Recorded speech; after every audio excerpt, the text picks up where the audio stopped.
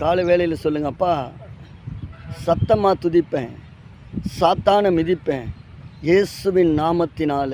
ஆமென்.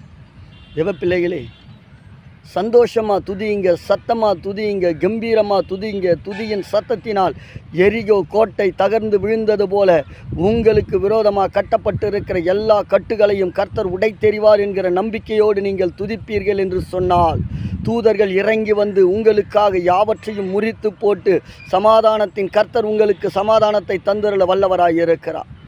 தேவ பிள்ளையே, உன் நாவை, உன் உதடுகளை வீண் வார்த்தைகளை பேசுவதை தவிர்த்து நிறுத்தி, எப்போதும் கர்த்தருக்கு முன்பாக நான் கம்பீரித்து பாடுவேன், கர்த்தர் நல்லவர் என்று சொல்லி அவருடைய புகழை சொல்லுகிற என் நாவினால் எந்த மனுஷனுடைய புகழையும் சொல்லாதபடிக்கு கர்த்தர் என்னை காக்க கடவர் என்று சொல்லி மனுஷனுக்கு முன்பாக துதி பாடாதீங்க.